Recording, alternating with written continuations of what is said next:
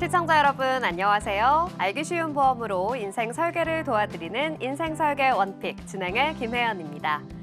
100세 시대를 위한 선택, 살다 보면 겪게 되는 크고 작은 일들에 대해서 오늘 대비하실 수 있게 보험으로 알려드리도록 하겠습니다. 자, 인생 설계 원픽과 함께 현명한 인생 설계에 나가는 방법 찾아가 보시죠. 인생 설계 원픽 생방송은 유튜브 서울경제TV 검색 후 아래에 나오는 방법을 통해 실시간 스트리밍으로 함께 하실 수 있습니다.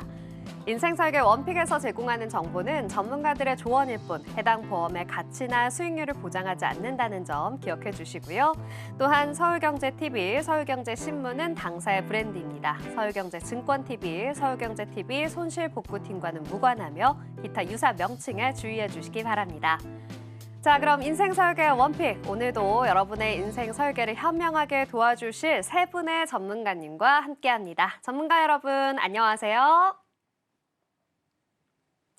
네, 반갑습니다. 한 분 한 분 시청자 여러분과 인사 나눠보겠습니다. 먼저 이재훈 전문가님, 시청자 여러분께 인사 부탁드립니다. 네, 안녕하십니까. 앞으로 여러분들의 보험을 보는 안목을 높여드릴 보험 전문가 이재훈입니다. 네, 보험을 보는 안목을 높여주신다고 하니까 저도 굉장히 기대가 됩니다. 자, 이어서 이은총 전문가님도 인사 부탁드립니다. 운전자 보험, 아직도 자동차 보험이랑 헷갈리시나요? 오늘 운전자 보험이 어떤 보험인지, 왜 필요한지를 알려드릴 이은총 전문가입니다. 네, 좋습니다. 운전자 보험에 대해서 오늘 꼼꼼하게 이야기 들어보겠습니다. 자, 마지막으로 지승훈 전문가님 인사 부탁드립니다. 네, 복잡하고 어려운 보험을 쉽게 알려드릴 지승훈 전문가입니다. 네, 오늘 또 어떤 내용 준비해 주셨을지 굉장히 기대가 되는데요. 세 분의 전문가님과 함께 유익한 정보들 전해드리겠습니다. 자, 그럼 오늘 첫 번째 주제부터 화면으로 만나보셔야겠죠? 첫 번째 주제 공개합니다.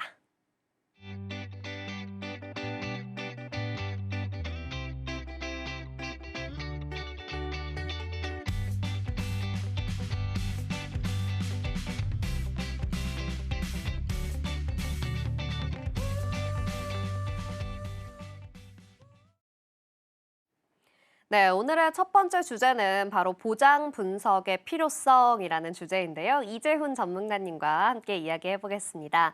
전문가님, 오늘 이 주제를 선정해 주신 이유는 어디에 있을까요? 네, 이 방송을 시청하시는 많은 분들께서는 아마 보장 분석의 중요성에 대해서 한 번쯤 들어보셨을 겁니다. 방송에 나오셨던 많은 전문가분들이 다루었던 주제이기도 하고요. 또 담당 설계사분들, 그리고 주변의 많은 보험 전문가분들께서 언급했던 사항이기 때문에 어느 정도 보장 분석 중요하지라는 것은 익히 아실 거라 생각이 듭니다.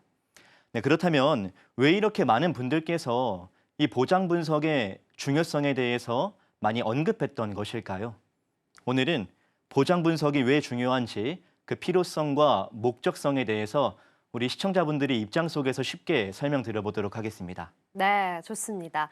말씀해 주신 것처럼 주변에서 보장 분석의 필요성, 중요성에 대해서 많이들 들어보셨을 텐데요. 아직도 그 이유를 잘 몰라서 망설이고 계시는 시청자분들 계실 것 같습니다.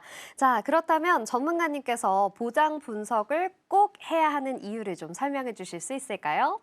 네, 먼저 이 보장 분석이란 말 그대로 내가 가지고 있는 보험의 보장을 분석해 본다는 의미입니다. 그러면 여기서 왜 우리는 나의 보험을 꼭 분석해야 되는 것일까요? 보장 분석의 필요성, 그 첫 번째 이유로서 가장 근본적이고 일차원적인 이유로 사실 많은 분들이 내 보험에 대해서 잘 모르고 있기 때문에 반드시 보장 분석이 필요하다라고 말할 수 있겠습니다. 실제 제가 현장에서 보장 분석을 진행해 볼 때 내 보험에 대해서 잘 알고 있다고 답하시는 분들 10명 중 1명도 채 되지 않았고요. 그리고 안다고 자부했던 분들조차도 막상 이 보장 분석을 진행해 보면 실제 본인과 알고 있던 내용들이 다른 부분들이 많았기 때문에 여기에서 놀라시는 분들이 좀 굉장히 많았습니다. 네, 지금 자료에서 보시는 것처럼요. 40대 분들 평균 보험료가 42만 5천 원, 그리고 50대 분들은 45만 5천 원이라 나오는데요. 그런데 이 평균 보험료가 아닌 최소치로 월 20만 원으로 한번 잡아보겠습니다. 월 20만 원의 보험료, 1년으로 계산해 본다면 240만 원입니다. 그리고 우리가 보통 보험료를 한다면 10년 또는 20년으로 장기적으로 내지 않습니까? 결국 이 보험이란 상품은 2,400만 원 또는 4,800만 원의 상품이 되는 것입니다. 그런데 저희는 아이러니하게도 200만 원 또는 300만 원의 냉장고나 세탁기와 같은 가전제품을 구매할 때 나의 모습을 바라보게 되면 A 브랜드가 좋을지 또는 B 브랜드가 좋을지 면밀하게 분석합니다. 그리고 A 모델의 장점과 기능, B 모델의 장점과 기능, 그리고 내가 살고 있는 주거 환경 속에서 꼭 필요한 기능이 무엇인가 세세하게 분석해보고 신중하게 제품을 결정합니다. 그리고 온라인과 오프라인 중에 어떻게 구매하는 것이 저렴한가 비교해보고 결정적으로 이 제품을 구매하는 나의 모습을 바라볼 수가 있지 않습니까? 그런데 보험 상품은 어떻습니까? 2,400만 원, 그리고 4,800만 원, 앞서 말씀드린 가전제품보다도 무려 10배가 넘는 금액을 주고 구매했지만 정작 내가 가지고 있는 보험의 기능, 보장이 무엇인지 모른다. 이건 정말 큰 문제라고 생각이 됩니다. 네. 우리 전문가님의 이야기처럼 사실 따지고 보면 보험이라는 것이 굉장히 고가의 상품인데 이것을 우리가 잘 몰라서 문제들이 생긴다라고 하면 그것만큼 안타까운 부분이 없는 것 같습니다. 자, 그렇다면 전문가님, 이렇게 상품에 대해서 잘 모르기 때문에 발생할 수 있는 여러 가지 문제점들은 어떤 게 있을까요? 네. 내 보험 상품에 대해서 잘 모른다. 여기에서 오는 또 하나의 큰 문제점은요. 오늘의 주제 보장 분석의 필요성 두 번째 이유인데요. 바로 내가 보험을 넣는 목적성입니다. 만에 하나 내가 보험을 넣는 뚜렷한 목적을 잃어버린다면 어떤 일이 발생할까요? 내가 원래 보험을 준비했던 그 이유, 그 목적성과 그리고 내 보험이 실질적으로 가지고 있는 기능, 보장 범위가 서로 맞지 않을 수가 있습니다. 사실 저의 견해는 대한민국에 출시된 보험 상품 중 나쁜 보험 상품은 없다는 견해입니다. 암뇌심에 대한 3대 질환 진단금도, 또 수술비도, 입원비도, 간병 치매 비용도, 또 운전자 보험도, 상해 보험도 정말 많은 보험 상품들이 즐비해 있습니다. 실상 하나씩 따지고 본다면 모두가 다 중요한 보험 상품이라 말할 수가 있지 않습니까? 그런데 우리 시청자분들 개개인의 보험을 준비하는 그 이유, 궁극적인 목적성은 분명 저마다의 차이가 있습니다.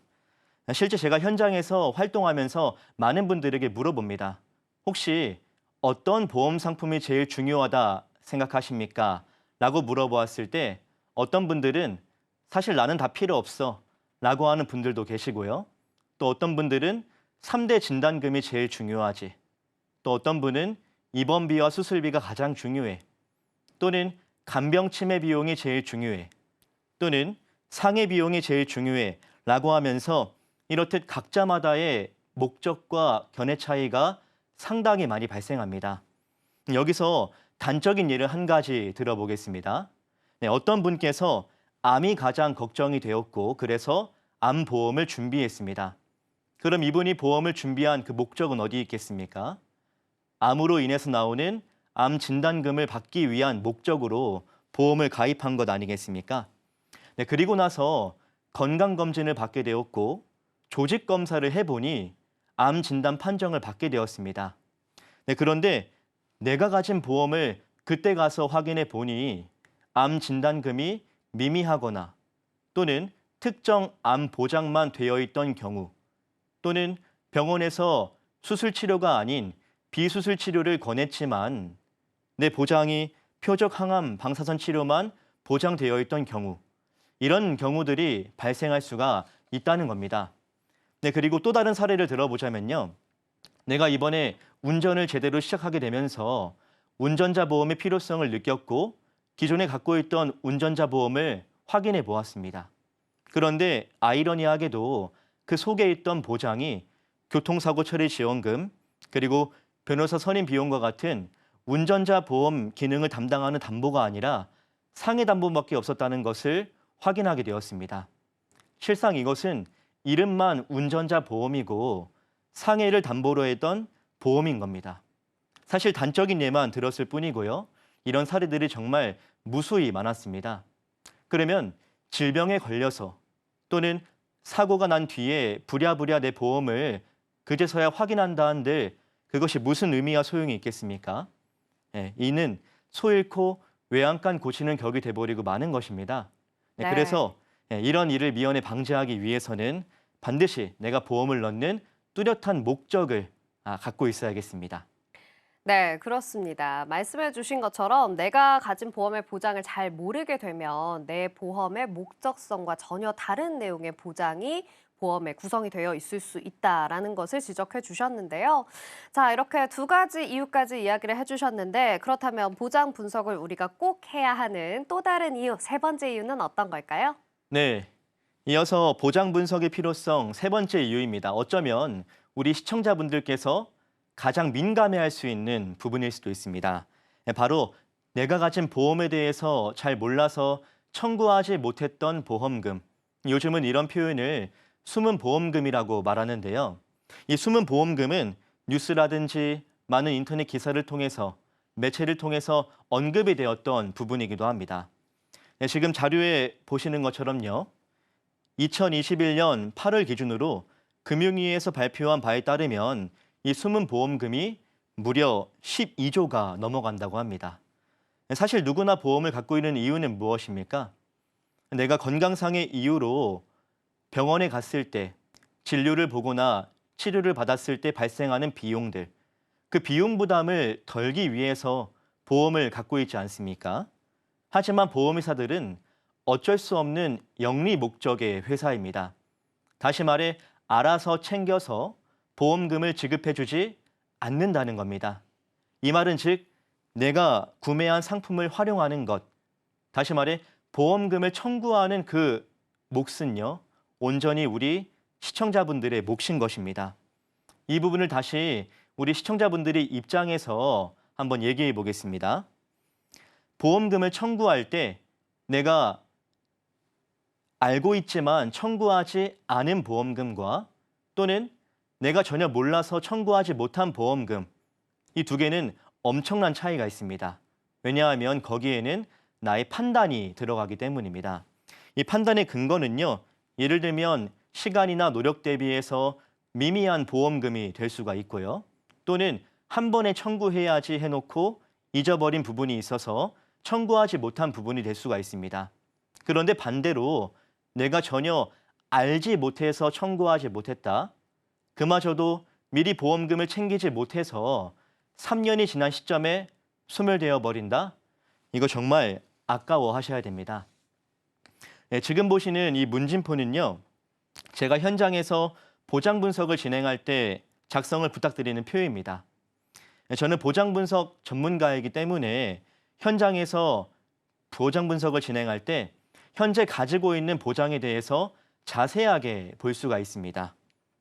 그런데 이 문진표에 해당이 되었고 그리고 보장을 가지고 있었지만 이 부분을 알지 못해서 청구하지 못한 보험금이 많이 있었고요. 또 저는 보장 분석 전문가이기 때문에 이 부분을 확인해 봄으로써 여기서 찾게 된 사례가 굉장히 많았습니다. 단적인 예를 들어보겠습니다. 지금 화면에 나가 있는 문진표를 보게 되면요.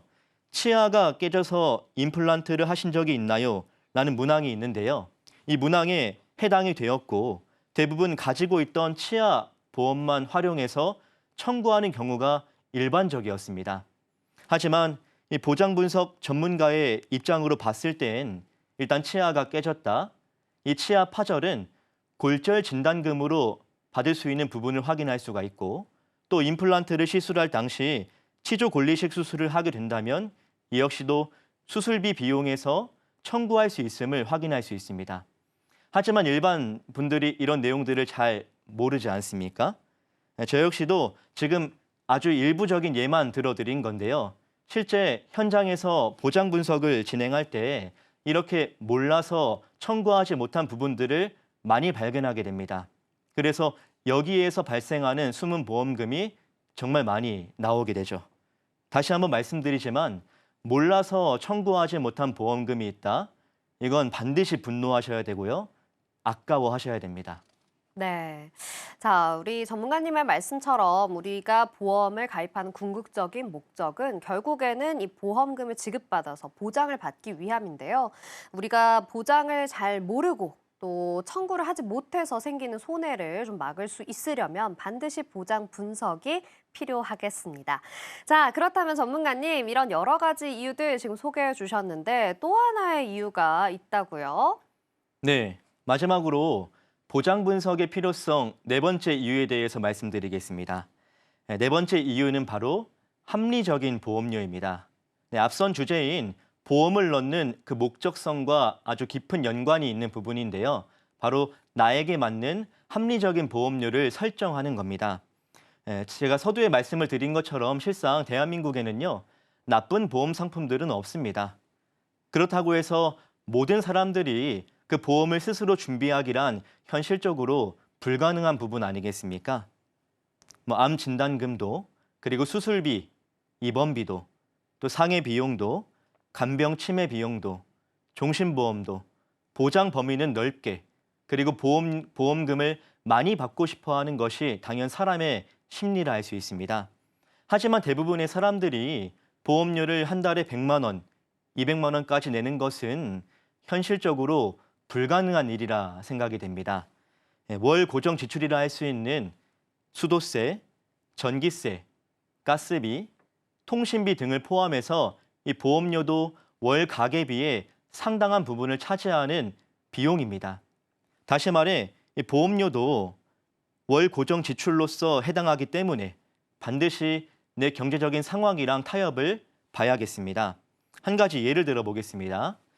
보험료 지출이 30만 원 이상 넘어가면 안 된다고 가정해 보겠습니다. 그러면 이 30만 원 선에서 어떻게 내가 보험을 준비할 것인가 스스로 판단할 수가 있을 것입니다. 다시 말해 앞선 내용들처럼 내가 보험을 넣는 그 목적성에 부합하는 보험이 무엇인지 스스로 생각해 볼 수가 있고요. 또 내 상황과 맞게끔 보험 설정을 잘 한다면, 보험을 설계한다면 내가 한 달에 내는 그 보험료가 아깝지 않게 여길 수가 있을 것입니다. 또한 그 후에 경제적 상황에 따라서 앞으로 내가 또 준비하고 싶은 보험은 무엇인지 그 판단 여부도 할 수가 있고요. 그리고 차선책으로 어떤 보험을 그 우선순위로 또 둘 수 있고 준비할 것인지도 스스로 생각해 볼 수가 있을 것입니다. 나는 실손과 암내심 진단금, 수술비를 가장 중요하게 생각했는데 이 보장을 30만 원 안에서 적절하게 준비하고 난 이후에 그리고 내가 경제적인 상황에 여유가 생길 때쯤 가장 또 고민이 되었던 간병 치매 비용도 한번 준비해 볼까라는 판단의 근거가 될 수가 있는 것입니다.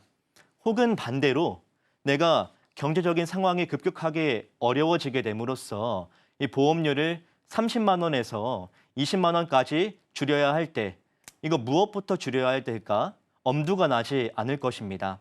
이때 내가 보험을 넣었던 궁극적인 목적을 다시 한번 떠올려 본다면 그 목적에 조금이라도 덜 부합하는 보험이 무엇인가 한번 판단해 본다면 또 무엇부터 줄여야 될지 스스로 인지할 수가 있지 않겠습니까?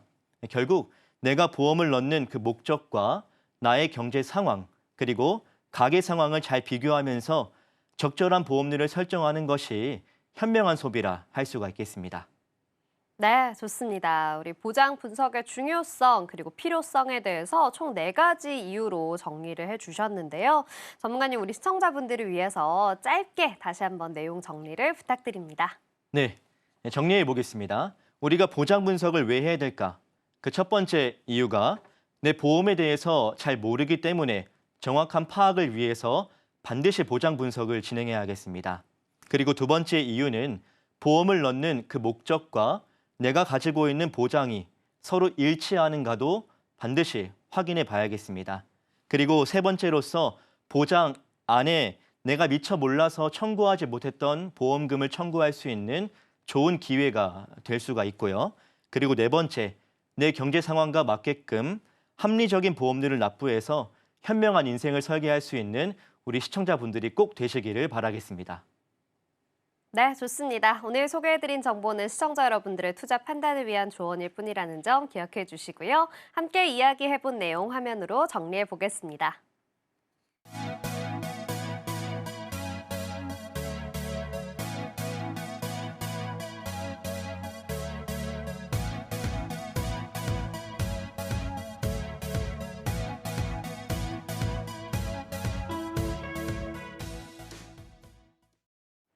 네, 이렇게 첫 번째 주제를 만나보셨는데요. 보험 보장 분석 여러분도 이제 꼼꼼하게 해 나가야겠다라는 생각이 드셨을 것 같습니다. 자, 그럼 오늘 준비된 두 번째 주제는 또 어떤 주제일까요? 화면으로 만나보시죠.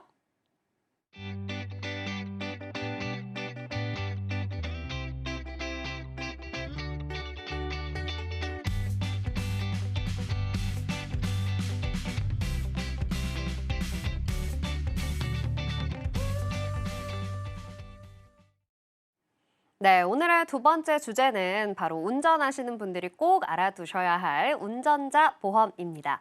관련해서 이은총 전문가님과 이야기해 볼 건데요. 전문가님, 오늘 어떤 내용 준비해 주셨을까요? 네, 운전자 보험에 대해 이야기해 드리도록 하겠습니다.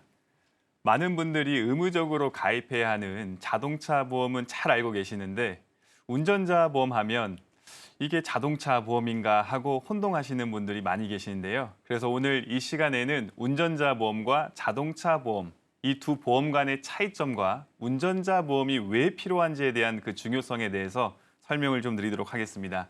먼저 운전자 보험과 자동차 보험 간의 차이점이 어떻게 다른지 한번 말씀을 드리게 되면 자동차 보험은 사고가 나게 되면 타인에게 발생한 신체적 혹은 재물적 손해를 배상하는 민사적 책임을 보장하는 보험이다라고 생각해 주시면 되겠습니다. 쉽게 설명하면 타인을 위한 보험이다라는 겁니다. 타인에게 피해를 끼치면 안 되기 때문에 자동차 보험은 의무적으로 가입해야 되고요. 매년마다 갱신해야 됩니다. 또한 사고나 보상 이력이 생기면 보험료가 할증되거나 할인될 수 있습니다. 아까 말씀드렸다시피 자동차 보험은 민사적 책임을 보장해 주는 보험이다라고 했잖아요. 그럼 운전자 보험은 어떤 성격을 띨까? 바로 형사적 책임과 행정적 책임을 보장해 주는 보험이다라고 말씀을 드리고 싶은데요. 그러면 어떻게 형사적 책임을 보장하냐?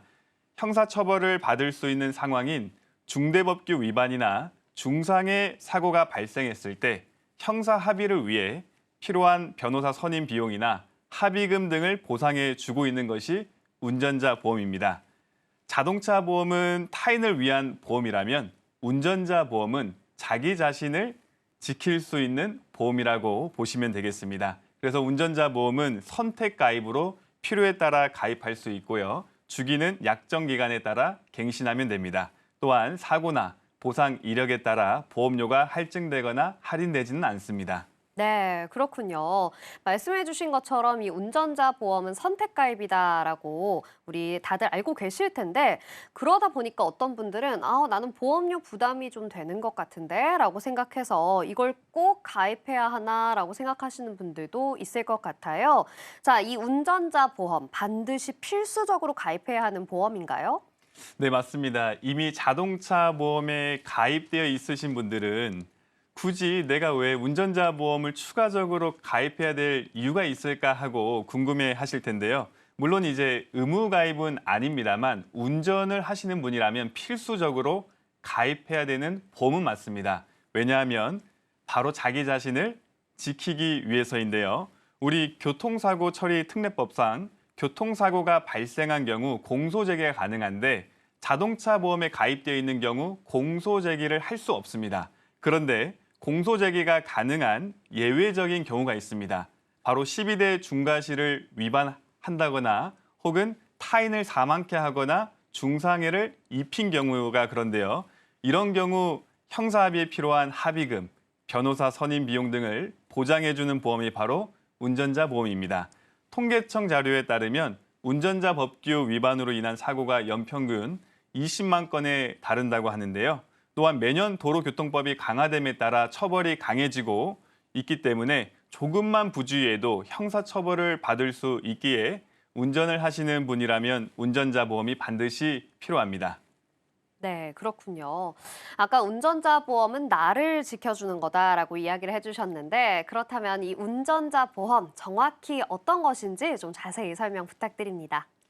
네, 운전자 보험이 실제로 어떤 상황에서 필요한지 구체적으로 좀 알려드리겠습니다.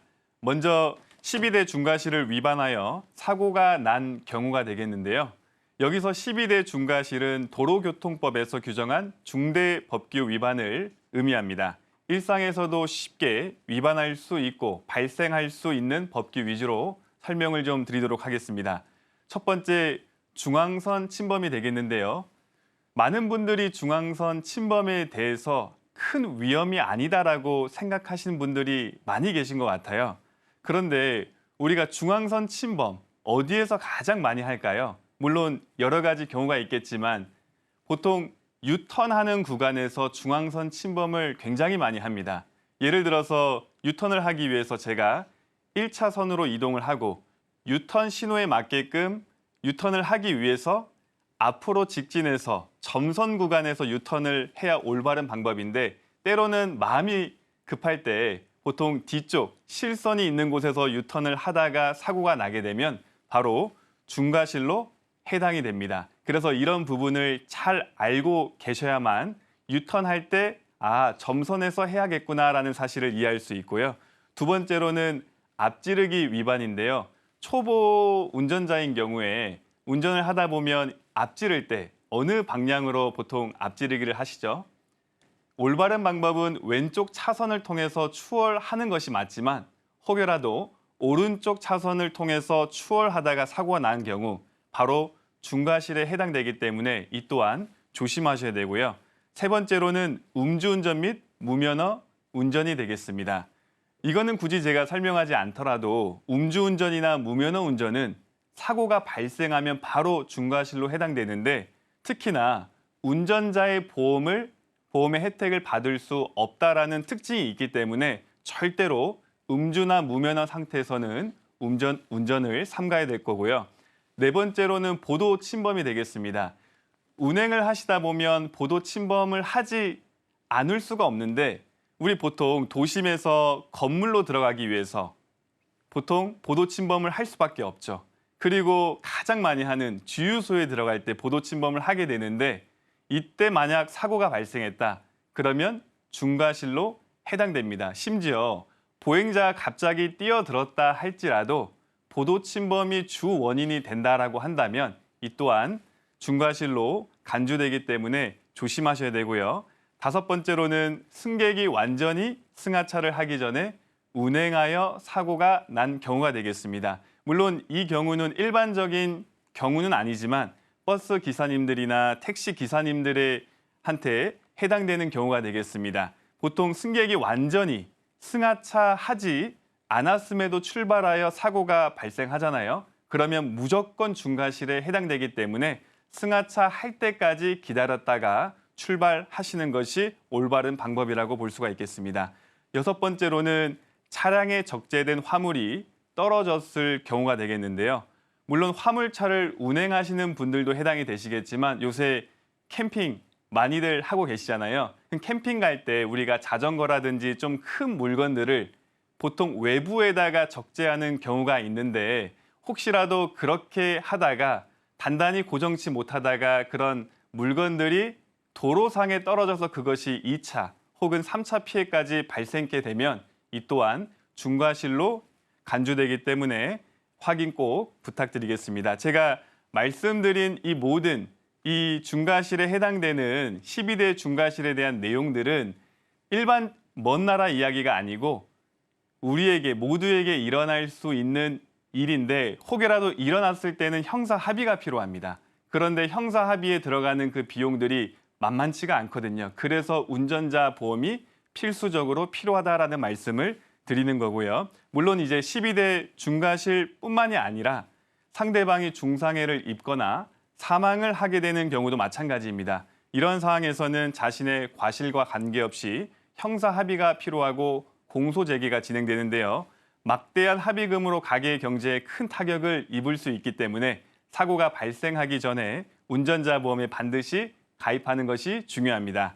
아무리 조심히 운전해도 사고가 나면 큰 부담을 안게 되기 때문에 보험 가입을 통해 경제적 안전망을 준비해 두는 것이 필요합니다. 네, 그렇군요. 아주 꼼꼼하게 12대 중과실 사고에 대해서 이야기해 주셨는데요. 자, 운전자 보험으로 형사 처벌에 대한 대비가 가능하다라고 이야기를 해 주셨는데 그렇다면 운전자 보험의 역할은 어떤 것들이 있을까요?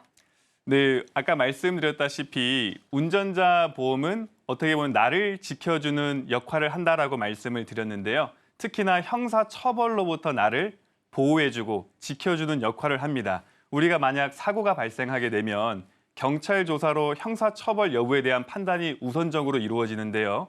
예를 들어 상대방이 중상에 빠지거나 혹은 사망에 이른 경우에 검찰에 기소가 되고 이 경우 형사 합의가 필요합니다. 이때 가장 필요한 것이 변호사 선임인데 변호사 선임 비용이 만만치가 않거든요. 그런데 운전자 보험에서는 변호사 선임 비용을 보장해 주기 때문에 마음 편하게 전문가의 도움을 받아 사건을 해결할 수 있습니다. 물론 이제 합의를 한다라고 해서 무죄가 되는 것은 아니지만 합의가 형량에 큰 영향을 주는 거는 우리가 부인할 수 없는 내용인데요. 합의가 이루어지면 형량을 줄이거나 집행유예를 받을 수도 있는데 이를 위해서는 우리가 합의금이 필요하잖아요. 그런데 합의금 금액대 자체가 저렴한 것이 아니라 굉장히 수천만 원, 많게는 수억 원대 가량 달할 수가 있기 때문에 운전자 보험에 가입되어 있다면 경제적 부담 없이 합의금을 지급할 수 있습니다. 또한 벌금도 운전자 보험에서 보장하므로 사고 후 국가에서 부과하는 벌금을 감당하기 위해서도 필요하다라고 볼 수 있겠습니다. 네, 형사 처벌로부터 나를 보호할 수 있는 운전자 보험 반드시 중요하지 않을까라는 생각이 드는데요. 자, 그렇다면 우리가 운전자 보험을 좀 더 현명하게 준비할 수 있는 담보 구성은 어떻게 하면 좋을까요? 네, 운전자 보험 가입할 때 담보가 되게 많이 있거든요. 그 많은 담보 가운데 나는 어떤 담보를 선택해야 될지 잘 모르시는 분들을 위해서 저는 개인적으로 딱 4가지의 담보는 꼭 챙겼으면 하는 바람에 말씀을 드리겠습니다. 첫 번째로는 변호사 선임 비용인데요. 제가 앞전에 말씀드렸다시피 사고가 발생하게 되면 경찰 조사가 이루어집니다. 그런데 경찰관들이, 수사관들이 수사를 하는 과정 속에서 사고를 당한 입장에서는 굉장히 당황스럽고 그리고 그 조사하는 가운데 어떤 분위기라든지 그리고 우리는 전문가가 아니다 보니까 말할 때 이런 부분들에 있어서 실수가 있을 수가 있겠죠. 그러한 것들을 우리가 도움을 받기 위해서 누가 가장 필요하냐? 바로 변호사입니다. 그래서 이런 변호사를 선임하기 위해서 비용이 발생하는데 그 비용을 보장해 줄 수 있는 변호사 선임 비용이 꼭 필요하다, 담보로서. 그리고 두 번째로는 합의금이 되겠습니다. 교통사고로 인한 합의금은 아까 말씀드렸다시피 수천만 원에서 수억 원대 달하기도 하고요. 그리고 교통사고를 당한 그 피해자의 어떤 건강 상태에 따라서 합의금의 금액대가 달라질 수 있기 때문에 합의금에 대한 지원이 필요한데 운전자 보험에서는 최대 2억 원까지 보장해 주기 때문에 반드시 필요한 담보가 되겠습니다. 세 번째로는 벌금인데요.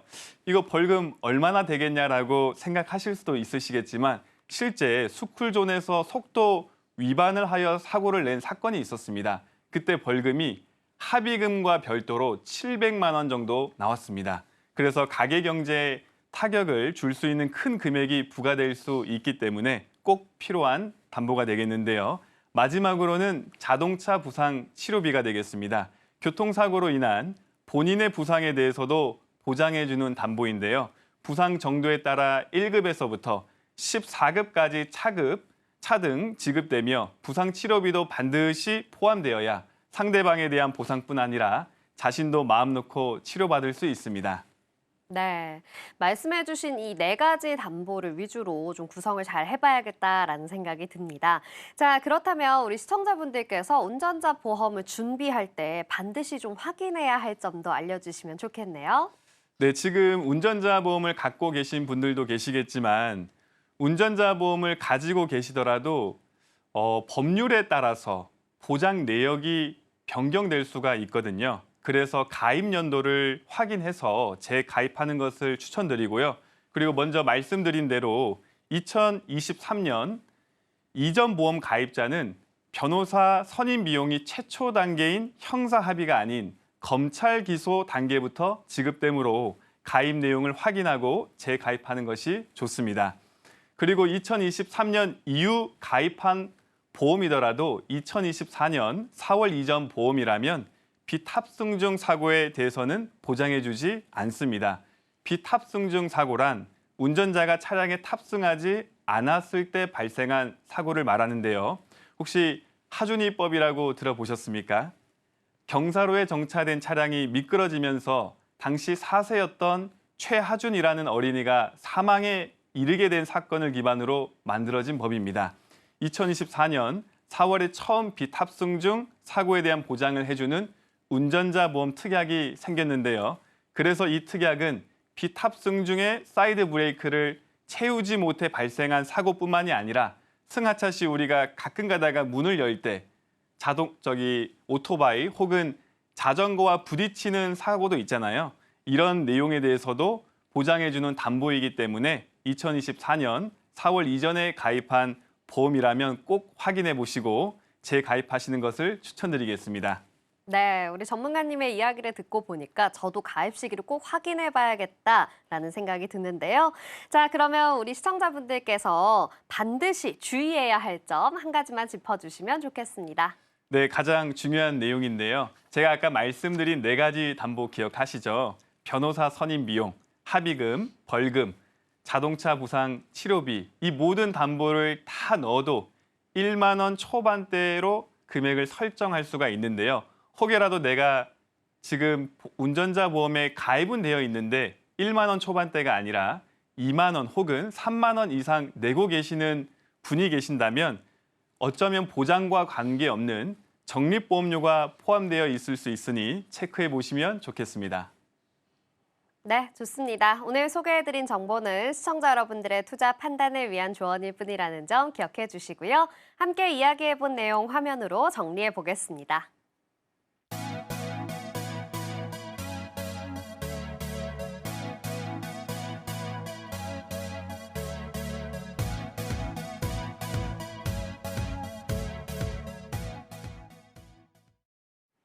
네, 이렇게 오늘의 두 번째 주제까지 꼼꼼하게 살펴봤습니다. 어느덧 마지막 주제만을 앞두고 있는데요. 마지막 주제는 어떤 내용일까요? 화면으로 만나보시죠.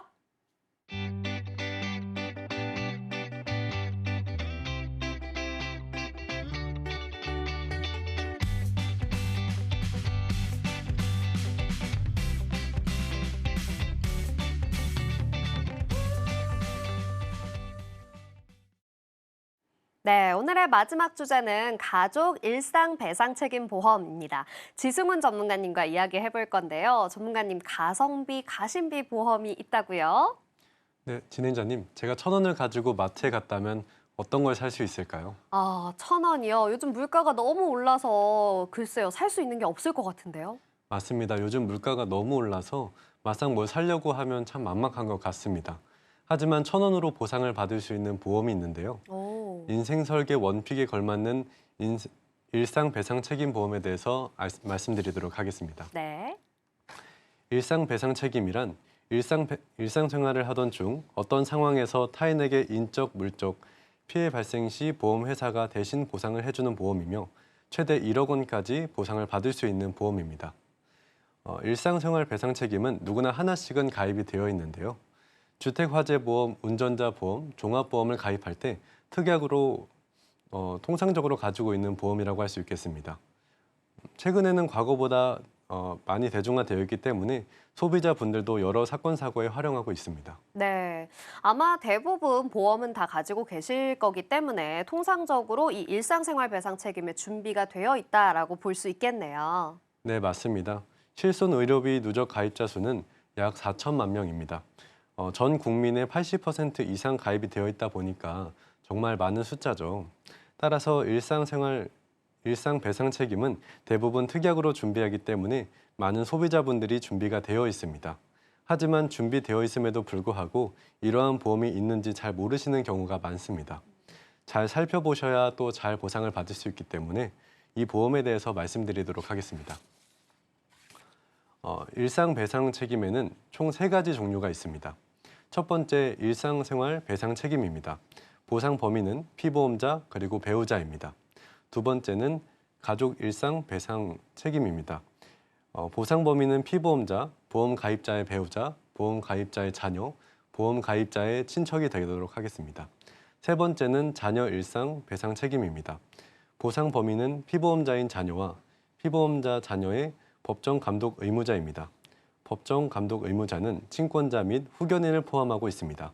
민법 777조상에 친권자에 해당된다면 가족 일상 배상 책임이 유리하며 만약 법정 감독 의무자가 민법상의 친권자에 해당되지 않는다면 자녀 일상 배상 책임을 권장드립니다.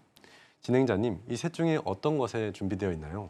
저는 세 가지 종류 중에서 가족 일상 배상 책임을 준비하고 있습니다. 네, 보통 가족 일상 배상 책임을 준비 많이 하고 계십니다. 하지만 상황에 따라 보상 여부가 달라지고 있기 때문에 꼼꼼하게 살펴보셔야만 합니다. 일상 배상 책임은 자기 부담금이 발생하고 있는데요. 준비 시기에 따라서 달라지게 됩니다. 2009년 8월 이전 준비 시 자기 부담금 2만 원, 2009년 8월 이후 준비 시 자기 부담금 20만 원, 2020년 4월 이후 준비 시 자기 부담금 20만 원, 누수 50만 원의 자기 부담금 공제 후 보상이 되게 됩니다. 배상 책임 보험 계산법은 이렇습니다. 배상 책임 하나를 준비하셨다면 손해 발생 금액 빼기 자기 부담금 하시면 보상금 산출이 되며 배상 책임 2개 이상 준비하셨다면 하나 준비 시에 보상금 산출 방법을 계산하신 후 각각 다 더해주시면 되겠습니다. 진행자님, 제가 자기 부담금과 계산법을 말씀드렸는데요. 맞상 자기 부담금을 알고 있기는 하지만 자기 부담금을 낸다라고 하면 좀 아깝지 않으실까요? 네, 맞습니다. 자기 부담금 내야 하는 거 알고는 있는데요. 내가 보험을 들어놨는데 이 자기 부담금을 내야 한다고 생각하면 좀 아까워요. 혹시 이걸 보장할 수 있는 방법이 있을까요? 네, 꿀팁 하나 드리도록 하겠습니다. 가족 전체가 가족 일상 배상 책임을 준비하는 것입니다. 가족 구성원 전체가 준비를 하면 어떻게 또 보상이 될 수 있을까요? 예를 들면 3인 가족이 있다고 가정했을 때 아이가 친구 집에서 축구공을 하나 가지고 창문을 깨서 수리 견적 비용이 30만 원 있다고 가정해 봅시다. 네. 어머니만 준비를 했다면 자기 부담금 20만 원 빼고 10만 원을 받겠죠. 부모가 모두 준비했다면 자기 부담금 20만 원을 각각 빼고 총 20만 원을 받게 됩니다. 만약 가족 모두가 준비했을 때 보험금이 총 얼마 나올까요? 네, 가족 구성원이 3명이니까 자기 부담금 다 제외하고 10만 원씩 30만 원 지급되지 않을까요? 네, 맞습니다. 총 30만 원 지급을 받아 수리 견적 비용 30만 원을 맞추게 되니 결국 자기 부담금이 없어지는 결과가 나오게 될 겁니다. 그러네요. 이렇게 되면은 내 자기 부담금이 다 없어지는 효과가 생기는 것 같습니다. 굉장히 좋은 팁인 것 같은데요. 그렇다면 일상생활의 범위와 보상은 또 어떻게 이루어져 있는지 궁금합니다. 일상생활의 범위는 말 그대로 일상생활 중 발생하는 배상에 대한 책임을 모두 말씀드릴 수 있겠는데요. 배상 책임 비중이 가장 높은 세 가지만 말씀을 드리도록 하겠습니다. 첫 번째는 누수입니다. 일상 배상 책임이 뭐야? 라고 물으신다면 아랫집 누수가 됐을 때 우리가 배상해 주는 거라고 말하면은 단번에 이해하실 만큼 대표적인 보상 사례가 되도록 하겠습니다. 우리 집으로 인해 아랫집 천장에 누수가 발생됐을 때 보상이 가능하고 각종 급배수 설비, 오염으로 인한 손해가 발생했을 때도 배상이 가능합니다. 두 번째는 운전입니다. 대표적인 사례로 꼽자면 문콕이 있겠고요. 이중 주차된 차를 밀다가 발생한 접촉 사고에도 배상이 될 수 있다고 할 수 있겠습니다. 많은 분들이 자동차 사고이기 때문에 자동차 보험에서 해결해야 되는 거 아니야? 라고 생각하실 수도 있겠지만 실상 전화를 하게 되면은 운전 중에 발생한 사고가 아니기 때문에 배상이 불가하다라는 연락을 받을 수밖에 없는데요. 이처럼 자동차 보험으로 해결할 수 없는 부분도 일상 배상 책임 보험으로 처리가 가능합니다. 세 번째는 자녀입니다. 아이가 학교에서 장난을 치다가 치아가 부러졌거나 친구의 소지품을 고장내거나 또 망가뜨렸을 때에 보상이 가능합니다. 우리 학창 시절을 좀 생각해 보게 되면은 좀 과격하게 놀았던 것 같은데요. 지금이라고 해서 크게 다르진 않습니다. 그래서 자녀가 있는 분들이라고 한다면 특히 많이 준비들 하고 계신 것 같아요. 네, 그렇군요. 이 누수, 운전, 그리고 자녀의 경우까지 사례를 들어주시니까 조금 더 잘 와닿는 것 같습니다. 그렇다면 일상 배상 책임 또 다른 사례가 있을까요? 네, 카페에서 타인의 핸드폰을 떨어뜨려 액정이 파손되었을 때, 또 자전거를 타다가 실수로 넘어졌는데 정차되어 있던 자동차를 파손했을 때 등 일상에서 생기는 다양한 배상 책임을 보상받을 수 있습니다. 제가 뉴스 발췌본을 가져왔는데요. 몇 년 전 초등학생 4명이 주차된 고급 외제차에 장난을 쳐서 훼손이 된 부분이 있었습니다. 정말 큰 이슈가 됐었죠. 네, 저도 기억이 납니다. 이 해당 학생의 부모님께서 많이 부담되고 좀 힘드셨을 것 같아요. 맞습니다. 해당 외제차 가격이 5억 원 정도라고 하니까 많이 막막하셨을 것 같은데요. 해당 사례에도 일상배상 책임 보상이 가능합니다. 만약 가해자 가족 모두가 일상배상 책임을 모두 준비하셨다면 마음이 조금 더 놓이지 않았을까 싶은데요. 그 외에 겨울철 스키장에서 이용객끼리 동선이 얽히고 부딪히면서 고가의 장비가 망가지거나 훼손되었을 때도 모두 보상이 가능합니다. 네, 그렇군요. 지금 보장이 되는 다양한 사례들을 좀 이야기해 주셨는데 반대로 보상이 되지 않는 부분도 있을까요? 네, 대부분의 사고에는 보상을 하지만요. 고의적인 사고는 어떠한 경우에도 보험사에서 보상을 해주지 않습니다. 예를 들면 아이들의 사고에 있어서 폭력 행위로 발생한 사고에도 보상을 하지 않는데요. 약관을 보시게 되면은 폭력 행위로 인한 배상 책임은 어떠한 경우에도 보상하지 않는다라고 하는 규정이 존재합니다. 그리고 나에게 발생한 손해, 함께 살고 있는 가족에게 발생한 손해 또한 보상을 하지 않습니다. 함께 살고 있는 가족이라고 하면 가족관계 증명서 같이 등재된 가족을 얘기하며 같이 살고 있지 않는 친족의 사고는 보상이 가능합니다. 그리고 오토바이, 전동 킥보드 등 전기나 내연기관이 동력에 활동되는 것들은 보상하지 않습니다. 원동력이 인력, 즉 사람에 의한 것만 보상이 가능합니다. 천재지변 사고 등 여러 면책 규정이 있지만 제가 앞서서 말씀드린 것 외에 대부분 모든 사고는 보상이 가능하다라고 말씀드릴 수 있겠습니다. 네, 좋습니다. 그런데 전문가님, 앞에 이야기해 주신 것처럼 다 같이 준비를 하면 자기 부담 공제금이 상계 처리가 되는 것 이야기해 주셨는데요. 이 장점 말고 또 다른 장점이 있는지 궁금합니다. 한도가 1억이라서 한 명만 준비해도 되는 것 아니야? 라고 생각하는 시청자분들도 계실 것 같아요. 네, 맞습니다. 진행자님 말씀처럼 단 한 명만 준비하시더라도 1억 원의 배상을 받을 수 있습니다. 여기서 가족 전체 준비 시 장점 한 가지 더 말씀드리도록 하겠습니다. 바로 화재에 대한 보상입니다. 화재요. 사실 화재 보상은 화재 보험에서 적용되는 것이 아닌가라는 생각이 드는데요. 예, 화재보험은 우선 10,000원대 보험료가 산출되며 일상 배상 책임은 1,000원으로 보상이 가능합니다. 그리고 아파트 살고 있는 우리 집이 화재가 났을 때 옆집, 윗집, 밑에 집 피해보는 집이 몇 군데라고 생각하시나요? 최소 손해액이 2,000에서 3,000 정도라고 생각한다면 참 큽니다. 그리고 연기나 그을음으로 사람이 다치거나 사망 또는 후유장애를 얻었다라고 한다면 피해 금액이 만만치 않을 것 같습니다. 네, 그렇군요. 자, 우리 모두가 준비를 좀 해야 하지만 피해를 최소화할 수 있을 것 같습니다. 자, 그렇다면 일상배상 책임의 유의사항도 있을까요? 네, 중복 가입하더라도 실제 손해만큼 실손 비례 보상됩니다. 고의나 천재지변 발생은 보상에서 제외됩니다. 보험 가입 후 이사하는 경우 회사에게 꼭 알려야만 합니다. 피보험자 주거용 주택, 아파트 사용에만 보상이 가능합니다. 얼마 전 한 소비자분께서 이사를 하신 후 보험사에 주소 변경을 요청하지 않았는데요. 이후 새로운 집에 보일러 누수가 났던 사례가 있었습니다. 보일러 누수로 인한 보상은 가능하지만 주소 변경을 하지 않아 소재지 직접 거주가 아니라고 판단해 보험사와 분쟁이 좀 있었는데요. 이사를 하시면 꼭 보험사에 알려 이런 피해가 없도록 하셔야 하겠습니다.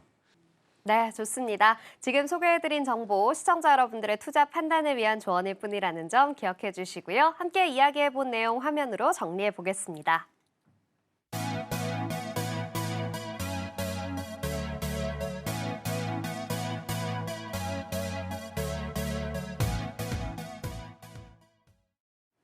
인생설계 원픽에서 제공하는 정보는 전문가들의 조언일 뿐 해당 보험의 가치나 수익률 보장하지 않는다는 점 기억해 주시고요.